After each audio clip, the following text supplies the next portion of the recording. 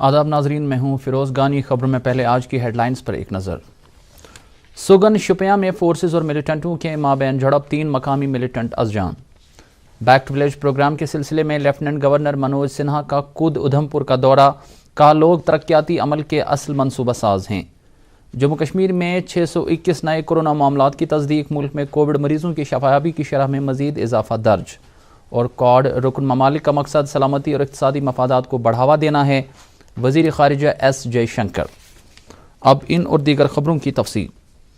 سگن شپیاں میں فورسز اور ملیٹنٹوں کے مابین ہوئی جھڑپ میں 3 ملیٹنٹ مارے گئے ہیں۔ یہ جھڑپ کل شام اس وقت شروع ہوئی تھی جب فورسز نے سگن علاقے میں ملیٹنٹوں کی موجودگی سے متعلق اطلاع ملنے کے بعد علاقے کا محاصرہ کیا۔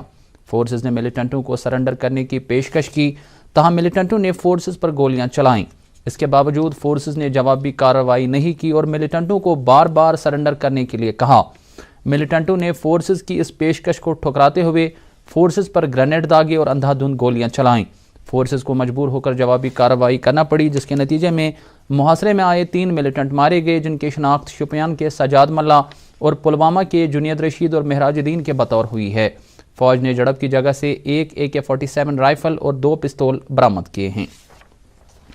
اس دوران کل گاندربل کے ملیٹنٹ حملے میں جاں بحق ہوئے پولیس اہلکار الطاف حسین کو آج خراج عقیدت ادا کرنے کی غرض سے ڈسٹرکٹ پولیس لائن سری نگر میں ایک تقریب منعقد ہوئی۔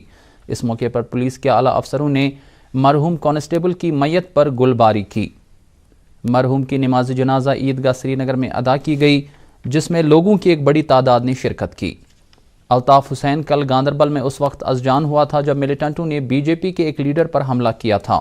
یہ بات قابل ذکر ہے کہ الطاف حسین مذکورہ لیڈر کی سیکیورٹی پر مامور تھا۔ اس واقعے میں سیاسی لیڈر کے محافظوں کی جوابی کارروائی میں ایک ملیٹنٹ بھی مارا گیا تھا۔ لیفٹیننٹ گورنر منوج سنہا نے گاندربل میں سیاسی لیڈر غلام قادر راتھر پر حملے کی مذمت کی ہے۔ انہوں نے اس حملے میں از جان ہوئے پولیس کانسٹیبل الطاف حسین کو خراج پیش کیا ہے۔ پاکستانی افواج نے سیز فائر معاہدے کی ایک بار پھر خلاف ورزی کرتے ہوئے اڑی میں LOC پر بھارتی علاقوں میں فائرنگ کی ہے۔ دفاعی ترجمہ راجیش کالیا نے بتایا کہ بھارتی افواج نے پاکستان کی اس بلا جواز فائرنگ کا مناسب جواب دیا ہے۔ اس واقعے میں کسی جانی یا مالی نقصان کی کوئی اطلاع نہیں ہے۔ لیفٹیننٹ گورنر منوج سنہا نے کہا ہے کہ پنچایتی راج ادارے اور عوام ترقیاتی عمل کے اصل منصوبہ ساز ہے اور حکومت ترقیاتی پروجیکٹوں کو عملانے کے لیے مناسب اقدامات کرتی ہے۔ ان باتوں کا اظہار لیفٹیننٹ گورنر نے بیک ٹو ولیج پروگرام کے سلسلے میں ادھمپور ضلع کے کد علاقے میں دورے کے دوران کیا۔ انہوں نے کہا کہ جموں کشمیر کے لوگوں کی سماجی و اقتصادی ترقی یقینی بنائی جا رہی ہے اور اس UT کو ملک کا ایک مثالی خطہ بنایا جائے گا۔ لیفٹیننٹ گورنر نے مزید کہا کہ بیک ٹو ولیج پروگرام کا مقصد انتظامی معاملات میں مزید شفافیت لانا ہے۔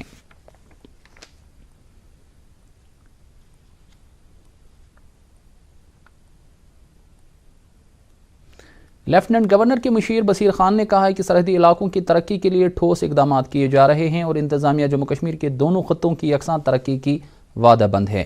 ان باتوں کا اظہار انہوں نے آج بارہمولہ کے سرحدی علاقہ گھرکوٹ اڑی میں ایک عوامی دربار میں خطاب کے دوران کیا۔ بیک ٹو ولیج پروگرام کے سلسلے میں علاقے کے دورے کے دوران انہوں نے 53 لاکھ روپے کی لاگت سے مکمل کیے گئے کئی پروجیکٹوں کا افتتاح کیا۔ انہوں نے رجسٹرڈ مزدوروں میں 10.5 لاکھ روپے مالیت کے امدادی چیک بھی تقسیم کیے۔ لیفٹیننٹ گورنر کے ایک اور مشیر RR بھٹناگر نے آج سانبا ضلع کے گھگوال حلقے کا دورہ کر کے وہاں ترقیاتی منظرنامے کا جائزہ لیا۔ انہوں نے کہا کہ زمینی سطح پر ترقیاتی عمل کو دوام بخشنے کے لیے پنچایتی راج اداروں کو مزید اختیارات بنایا جا رہا ہے۔ انہوں نے کہا کہ بیک ٹو ولیج پروگرام عوامی مسائل حل کرنے میں مؤثر ثابت ہو رہا ہے۔ خواتین اور بچوں کی بہبود سے متعلق محکمے کے ڈائریکٹر جنرل طارق علی میر نے آج گاندربل ضلع کے مامر حلقے کا دورہ کیا۔ انہوں نے وہاں کئی پروجیکٹوں کا افتتاح کرنے کے علاوہ مختلف اسکیموں کے مستحقین میں ضروری اسناد تقسیم کیے۔ انہوں نے ایک کرکٹ ٹورنامنٹ کا بھی افتتاح کیا اور کھلاڑیوں میں سپورٹس کٹس تقسیم کیے۔ ڈپٹی کمشنر گاندربل شفقت اقبال نے آج ضلع کے مختلف پنچایت حلقوں میں ترقیاتی سرگرمیوں کا جائزہ لیا۔ انہوں نے لوگوں کی ترقیاتی ضروریات کے بارے میں جانکاری حاصل کی اور لوگوں کے مسائل حل کرنے کا یقین دلایا۔ انہوں نے ضلع میں کھیل سرگرمیوں کو فروغ دینے کے عزم کا بھی اعادہ کیا۔ بیک ٹو ولیج پروگرام کے سلسلے میں ڈپٹی کمشنر بانڈی پورہ اویس احمد نے آج تولیل کا دورہ کر کے وہاں لوگوں کے ساتھ کئی ترقیاتی معاملات پر تبادلہ خیال کیا۔ لوگوں نے اپنے مسائل کے حل میں کمشنر موصوف کی مداخلت طلب کی۔ ڈپٹی کمشنر نے کہا کہ حکومت بنیادی سطح کے جمہوری اداروں کو مستحکم بنا رہی ہے۔ بارہمولہ ضلع کے کنزر بلاک میں آج انتظامیہ کے اعلیٰ افسروں نے عوامی دربار میں شرکت کر کے لوگوں کے مطالبات کا جائزہ لیا۔ دورہ کرنے والے افسروں نے کئی پروجیکٹوں کا افتتاح کیا اور بلاک میں جاری ترقیاتی سرگرمیوں کے بارے میں جانکاری حاصل کی۔ ڈپٹی کمشنر کپواڑہ انشل گرگ نے آج سوگام کے مختلف پنچایت حلقوں کا دورہ کیا، جہاں لوگوں نے اپنے مسائل اور مطالبات ان کی نوٹس میں لائے۔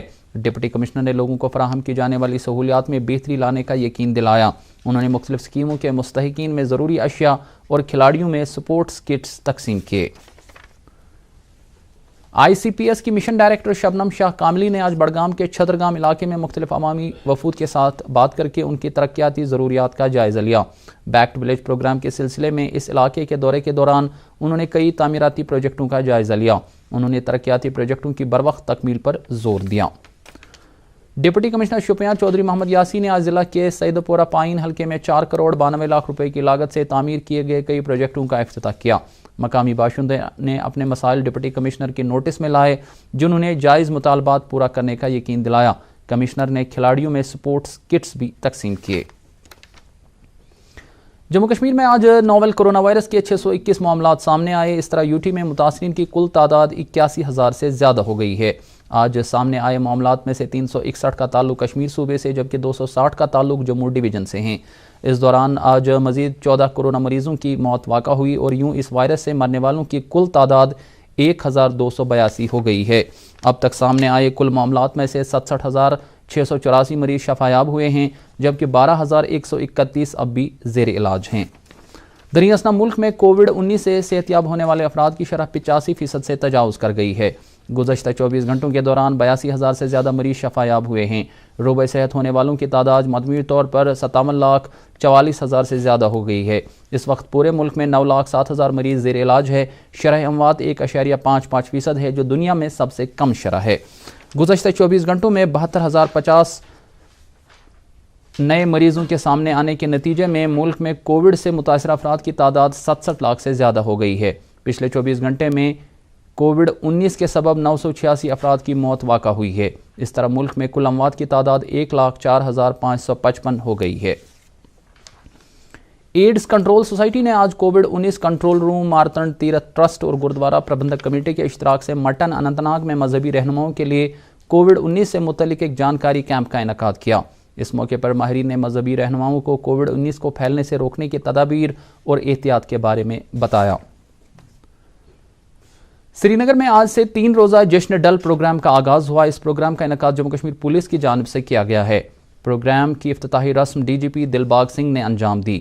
انہوں نے کہا کہ یہ پروگرام کل گاندربل میں ازجان ہوئے کانسٹیبل الطاف حسین کے نام 3 روز تک جاری رہے گا۔ پروگرام کے دوران کئی سرگرمیاں انجام دی جائیں گی۔ ناظم سیاحت کشمیر نثار احمد وانی نے کہا کہ سرمائی سیاحت کو فروغ دینے کے لیے محکمے کی جانب سے ضروری اقدامات کیے جا رہے ہیں۔ انہوں نے کہا ہے کہ کشمیر سیاحوں کے لیے محفوظ ترین مقام ہیں۔ انہوں نے مزید کہا ہے کہ سیاحتی سرگرمیوں میں کووڈ رہنما خطوط کی عمل آوری کو یقینی بنایا جا رہا ہے۔ زراعت محکمے کی طرف سے آج سیفران ٹریڈ سینٹر پامپور میں زعفران اگانے والے کسانوں اور دیگر ماہرین کے لیے ایک جانکاری کیمپ منعقد کیا گیا۔ اس موقع پر ناظم زراعت کشمیر الطاف اعجاز اندرابی نے کیمپ کے مقاصد بیان کرتے ہوئے کہا کہ اس حوالے سے سینٹر میں زعفران کی کاشت کرنے والوں کے لیے کئی سہولیات بہم رکھی گئی ہیں تاکہ اس صنعت سے جڑے لوگوں کو فائدہ حاصل ہو سکے۔ انہوں نے کہا کہ جموں کشمیر میں زعفران کی پیداوار بڑھانے کے لیے مرکزی سرکار نے سال 2010 میں نیشنل سیفران مشن پروجیکٹ کے تحت 400 کروڑ روپے منظور کیے تھے۔ نیشنل کانفرنس کے جنرل سیکریٹری علی محمد ساگر نے کہا کہ یہ جماعت جموں کشمیر کی انفرادی حیثیت کی بحالی کے لیے جدوجہد جاری رکھے گی۔ سری نگر میں آج پارٹی اجلاس سے خطاب کرتے ہوئے انہوں نے کہا کہ 5 اگست 2019 کے فیصلے کے بعد جموں کشمیر بے روزگاری اور بدترین اقتصادی بدحالی کا شکار ہو گئی ہے۔ آرمی گڈ ول سکول چندی گام لولاب کی جانب سے پنچایتی انتخابات کے موضوع پر ایک تقریری مقابلے کا انعقاد کیا گیا، جس میں ضلع کے 14 اسکولوں سے آئے 150 طالب علموں نے شرکت کی۔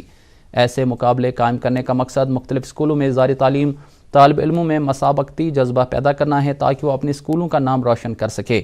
مقابلے میں جیت درج کرنے والے طلبہ کو ٹرافیوں، نقد انعامات اور اسناد سے نوازا گیا۔ انجمنی شہری شیعہ یوسف آباد بڑگام کی ایک اطلاع کے مطابق کل شہدائے کربلا کے چہلم کے سلسلے میں بیمنا میں منعقد ہونے والی مجلس کو موجودہ صورتحال کے مد نظر منسوخ کیا گیا ہے۔ ڈسن یاری پورہ کلگام کے باشندوں نے شکایت کی ہے کہ علاقہ پچھلے 3 ہفتوں سے بجلی سے محروم ہے، جس کے نتیجے میں لوگوں کو سخت مشکلات کا سامنا کرنا پڑ رہا ہے۔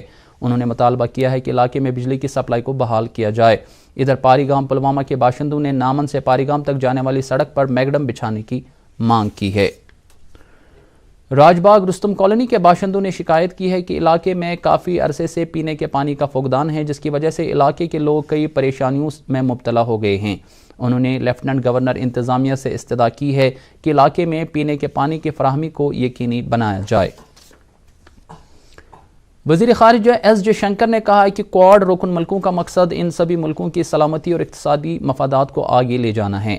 جاپان کے شہر ٹوکیو میں کوڈ ملکوں جن میں بھارت، امریکہ، جاپان اور آسٹریلیا شامل ہے کی دوسری وزارتی میٹنگ سے خطاب کرتے ہوئے وزیر خارجہ نے کہا کہ پچھلے سال رکن ملکوں کی میٹنگ کے بعد عالمی سطح پر ایک گہری تبدیلی رونما ہوئی ہے۔